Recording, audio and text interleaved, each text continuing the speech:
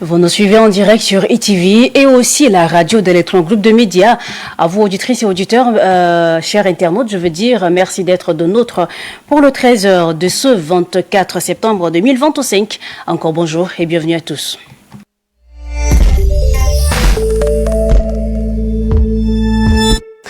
Politique à l'entame de cette édition d'information, l'Alliance des États du Sahel décide de se retirer du statut de Rome et de la Cour pénale internationale avec effet immédiat. L'annonce a été faite lundi 22 septembre simultanément dans les trois capitales, à savoir Bamako, Niamey et Ouagadougou, trois capitales des pays membres. Ils accusent donc cette instance juridictionnelle internationale d'appliquer une justice sélective, une décision qui a pris tous les observateurs de la scène politique internationale de court. Et Rome de Lumsenga Ngarmadine nous en parle dans cette analyse. Du Burkina Faso, de la République du Mali et de la République du Niger, formant la Confédération des États du Sahel AES, porte à la connaissance de l'opinion publique confédérale et de la communauté internationale leur décision souveraine de se retirer du statut de Rome de la Cour pénale internationale avec effet immédiat. La Cour pénale internationale est à nouveau secouée par la défection de ses États membres. Après les États-Unis, le Soudan, c'est au tour des chefs d'État du Mali, Burkina et du Niger de jeter l'éponge. Ces trois présidents qui forment l'Alliance des États du Sahel pointent du doigt la partialité de cette instance juridictionnelle internationale. Par un communiqué conjoint, ils ont déclaré que la CPI s'est montrée incapable de prendre en charge et de juger des crimes de guerre, des crimes contre l'humanité, des crimes de génocide et des crimes d'agression avérés enregistrés ça et là sous d'autres cieux. En dénonçant cette justice d'être sélective et instrumentalisée à des fins néocoloniales, les autorités sahéliennes mettent des mots sur un malaise plus profond, celui d'un système international qui, pour beaucoup d'Africains, juge à géométrie variable. Trop souvent, les chefs d'État africains ou les groupes armés de la région se retrouvent sur le banc des accusés, pendant que les crimes des guerres commis ailleurs, hors de ce continent, restent impunis. Dans la foulée, ces chefs d'État annoncent la mise en place prochaine d'une cour pénale propre à eux. Cependant, cet esprit critique s'interroge sur cette perspective. Il ne suffit pas de sortir de la CPI pour garantir une justice. Encore faut-il bâtir des institutions crédibles, capables de juger les pires crimes sans tomber dans l'arbitraire ou la complaisance. Cette future Cour pénale sahélienne, annoncée, devrait donc prouver qu'elle peut faire mieux que la CPI. Elle ne devrait pas servir d'abri à l'impunité des puissants. Car, au fond, ce que les victimes attendent, ce n'est pas une justice africaine, occidentale ou régionale. C'est de la justice rendue au sens propre du terme. C'est un acte politique, une déclaration d'indépendance judiciaire, une rupture assumée avec l'ordre international établi et entretenu par les grandes puissances. L'annonce faite par ces trois pays membres de quitter cette grande institution pénale internationale en l'accusant d'être un instrument de répression néocoloniale interroge non seulement la pertinence de la CPI, mais aussi la capacité de l'Afrique à inventer des propres outils de justice et de paix. La décision est donc prise, certes, mais le retrait définitif ne sera effectif qu'un an après la notification officielle à l'ONU. D'ici là, l'AES reste légalement liée aux obligations du statut de Rome.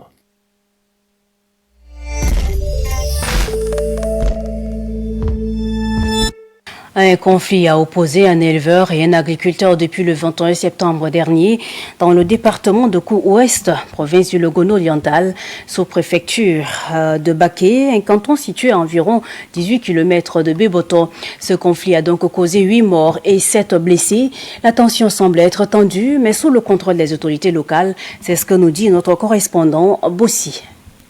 Ce conflit qui a coûté la vie à plus de 8 personnes en 48 heures et semé de panique dans cette zone est la conséquence d'une dispute autour d'un champ entre éleveurs et agriculteurs.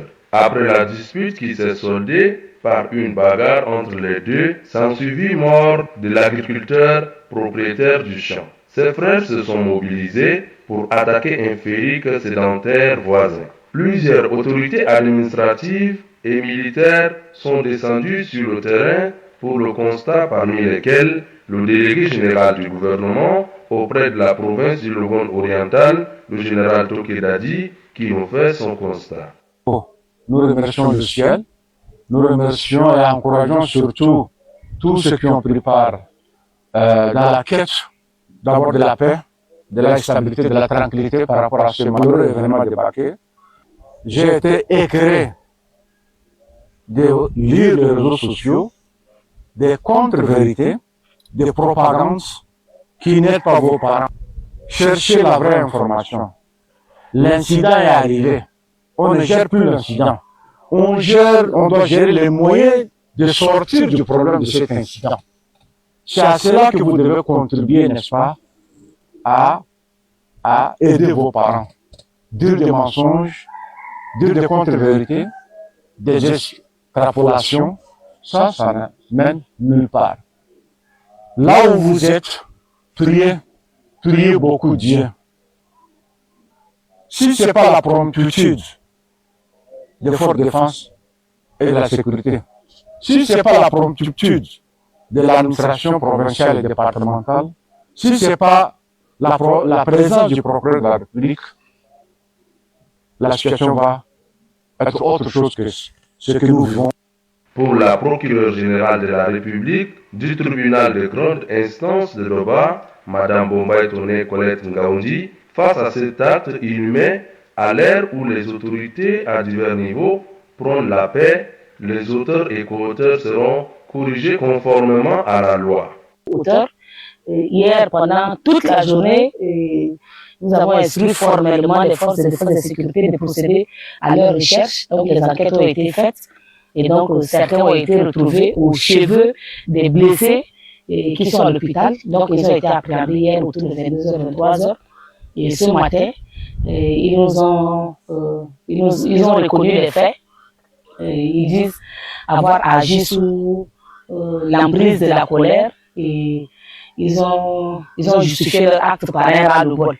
Et donc, ils nous expliqueront encore plus amplement lorsqu'ils seront déférés au parquet. Mais nous assurons déjà à la population que ces gens-là qui ont reconnu formellement les faits, ils seront déférés devant le parquet pour être conduits devant le juge et ils répondront de leurs actes conformément à la loi de la République. Il faut noter que les présumés auteurs du crime sont au nombre de 6, dont le père de la victime, cultivateur, et 5 de ses fils à commettre l'acte. Ils sont appréhendés par les forces de défense et de sécurité et les confiés à la disposition de Madame la procureure pour que la justice soit faite. Et pendant ce temps, à Moundou, c'est donc le secrétaire général de la province du Logone occidental, Alain Dangue Klademati, qui a donc procédé au lancement officiel de la vente subventionnée des vivres de l'Office national de sécurité alimentaire à Moundou. Notre correspondant à Gualmemali Emmanuel était donc présent, son compte rendu. Organisé par l'Office national de sécurité alimentaire, cet événement s'inscrit dans le cadre du plan national de riposte à la sécurité alimentaire et nutritionnelle visant à renforcer les ménages vulnérables en facilitant l'accès aux denrées de base à des prix largement subventionnés. Le délégué de l'action sociale, de la solidarité et des affaires humanitaires, Madame Guillaume Adel, insiste sur l'importance de garantir la transparence dans le processus de distribution. Pour atteindre le but pour lequel ces denrées ont été reçues, nous exhortons le comité de gestion de ces ventes à faire preuve de rigueur, de transparence et d'équité pour que les vivres parviennent effectivement aux couches vulnérables sans favoritisme ni manipulation. Ensemble, faisons de cette initiative un succès qui renforce notre unité nationale et témoigne de notre capacité à surmonter ensemble les épreuves. Cette opération, soutenue par le gouvernement, témoigne de sa volonté ferme de lutter contre l'insécurité alimentaire au Tchad. Le secrétaire général de la province du Logone occidental, Alain Dangue Klademati, souligne l'importance de cette initiative pour améliorer le quotidien des populations vulnérables. L'occasion est tout indiquée de remercier, au nom de la population bénéficiaire, les hautes autorités de la République pour ce geste combien salutaire qui viendra redonner un petit sourire aux nécessités de la province du Logone occidental. C'est donc un don du cœur, c'est donc un geste humanitaire, sanitaire que nous devons donc apprécier à juste titre. Nous insistons sur la nécessité que ces denrées alimentaires aillent strictement aux populations vulnérables. La transparence et le respect des prix subventionnés sont également essentiels. À ce titre, la rigueur dans le choix des bénéficiaires ainsi que celle du suivi des opérations de vente par les responsables à divers niveaux doivent être de mise. Cette campagne met à disposition un total de 3000 sacs de riz de 20 kg, 200 sacs de sucre et 500 bidons d'huile de 20 litres. Les produits seront disponibles dans les 4 départements de la province du Logone occidental, y compris la ville de Moundou.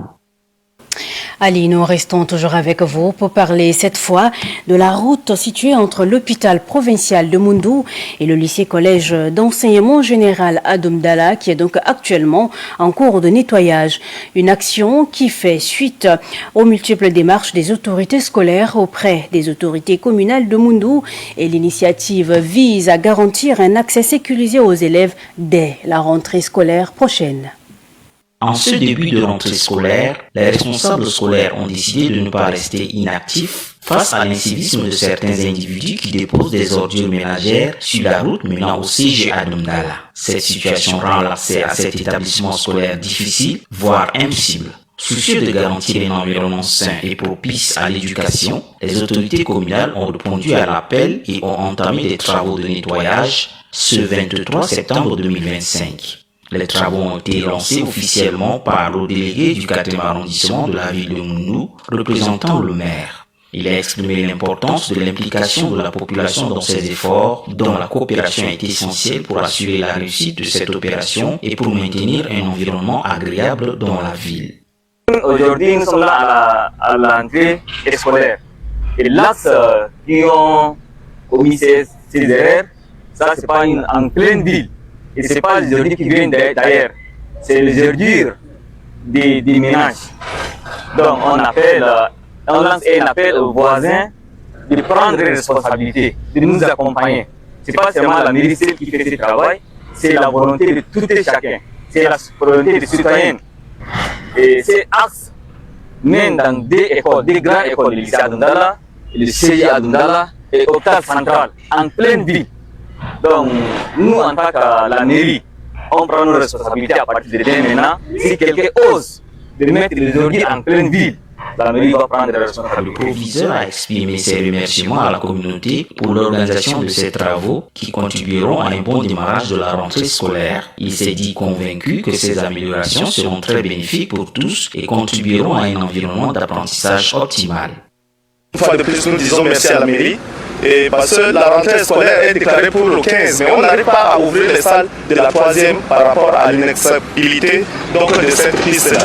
Donc une fois de plus, merci. Mais nous demandons également à la population environnante qui fait les dépôts de ces ordures de pouvoir chercher plutôt à saisir les atomes. Jeter des ordures dans la rue est contraire aux valeurs de civisme et de respect envers la communauté. Chaque citoyen est appelé à veiller à ce que ses déchets soient correctement jetés dans des poubelles appropriées et à sensibiliser ses proches à cette problématique car il va de la santé de tous.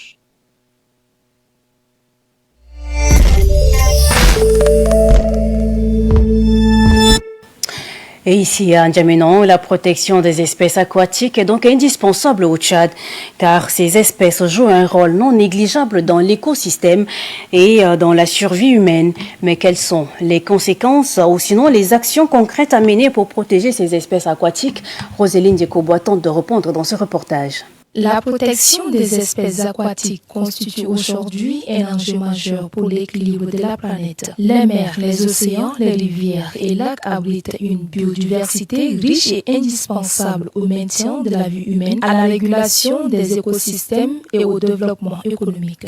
Pourtant, la pollution, la surexploitation des ressources halieutiques, la destruction des habitats et les effets du changement climatique menacent gravement ces espèces. À cela s'ajoutent les activités de la pêche qui consistent à utiliser les filets, les nasses ou les lignes pour repêcher les alves. Ceci ne profite pas la croissance des espèces, moins encore l'autosuffisance alimentaire. C'est une pratique qui devrait attirer l'attention du gouvernement tchadien. Face à ces dangers, la préservation et la gestion durable des milieux aquatiques apparaissent comme une nécessité urgente afin de garantir cette ressource naturelle. La survie de la faune et de la flore, qu'elle soit terrestre ou aquatique, dépend de la capacité de l'humanité à préserver les écosystèmes et à utiliser les ressources de manière durable. Chaque espèce joue un rôle unique dans l'équilibre de la nature et sa disparition entraîne des conséquences irréversibles pour l'environnement et pour l'homme lui-même. Protéger la biodiversité, c'est donc protéger la vie, la sécurité alimentaire, la santé et l'avenir des générations futures. La sauvegarde de la faune et de la flore n'est pas seulement un devoir écologique, mais une responsabilité collective et universelle.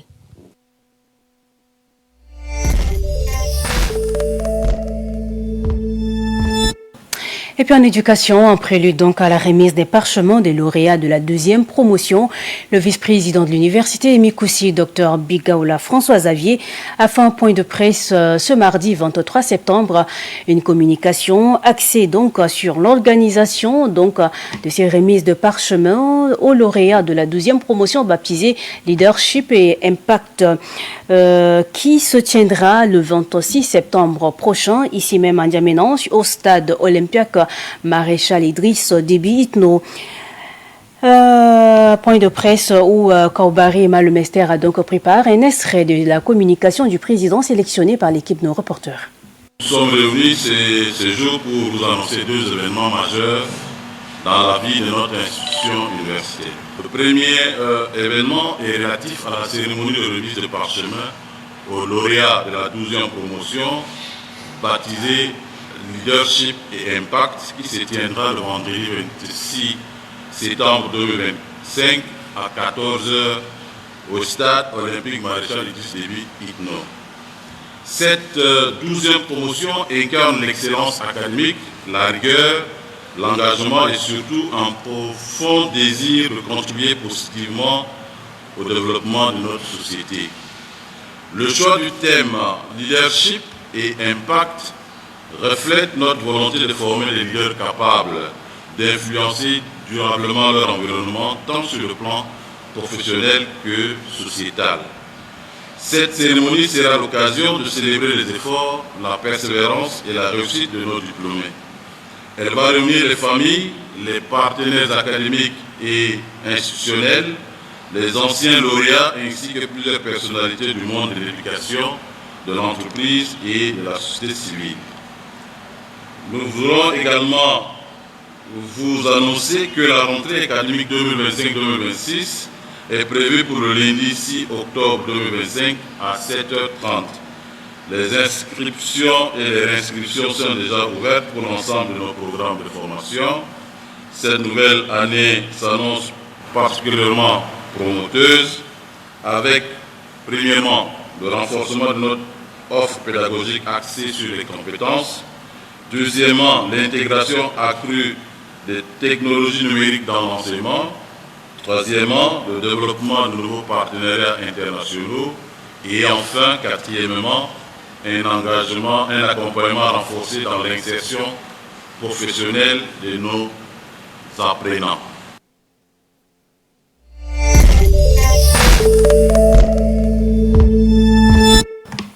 D'un point de presse à un autre, en prélude donc au lancement de la première édition du Festival de la Solidarité qui se tiendra du 25 au 23 septembre prochain, c'est-à-dire demain.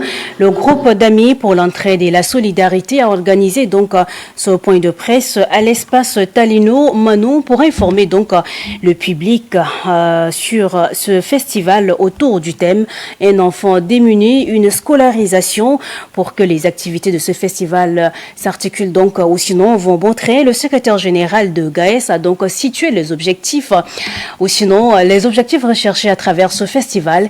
Il est dans un extrait sélectionné proposé par Firida Ketem Alao. GAES est d'abord d'un simple regroupement d'amis, animés par le désir de s'entraider mutuellement. Cette volonté s'est élargie vers une mission plus vaste, venir en aide aux personnes vulnérables, les enfants démunis.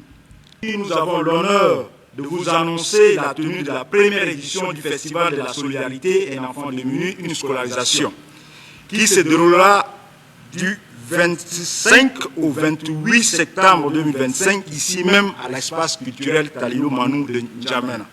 Ce n'est pas seulement un moment festif, mais avant tout un cadre de sensibilisation, de partage solidaire pour soutenir la scolarisation des enfants en situation difficile.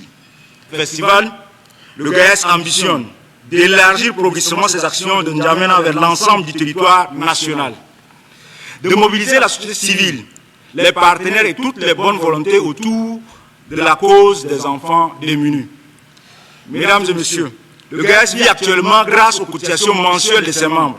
Mais pour donner une ampleur à ce projet, pour redonner le sourire et l'espérance à des milliers d'enfants, nous avons besoin de votre appui. Nous lançons un vibrant appel aux autorités, aux entreprises, aux organisations, aux associations sœurs, ainsi qu'à toutes les bonnes volontés, afin de nous accompagner dans cette noble mission. Ensemble, nous pouvons changer le destin d'un enfant à travers la scolarisation. Cette première édition du Festival de la Solidarité est le début d'une grande aventure humaine et sociale.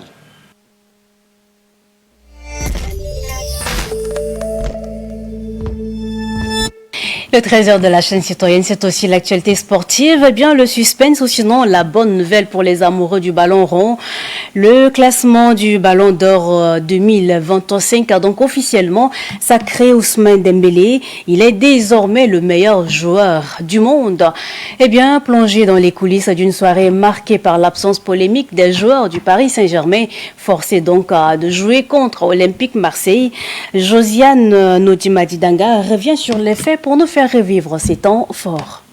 Le classement du Ballon d'Or 2025 a officiellement sacré Ousmane Dembélé comme le meilleur joueur du monde. Mais derrière les résultats et le triomphe du Français, cette cérémonie restera dans l'histoire comme le théâtre d'un fiasco organisationnel sans précédent, marqué par l'absence forcée des stars du Paris Saint-Germain. Retour sur un classement historique et la polémique qui l'a éclipsé. Vainqueur de la Ligue des Champions avec le Paris Saint-Germain, Ousmane Dembélé a remporté ce lundi le prestigieux Ballon d'Or. L'attaquant parisien est devenu le 6e joueur français titré et devancé la pépite Lamine Yamal et Vitinha au classement. 3 ans après Karim Benzema en 2022, Ousmane Dembélé est devenu le 6e joueur français à remporter le ballon. Éblouissant lors de la saison 2024-2025 avec le Paris Saint-Germain. Si le Paris Saint-Germain comptait 9 nommés parmi les 30 prétendants pour cette prestigieuse récompense individuelle, 5 d'entre eux se glissent dans le top 10 avec le Portugais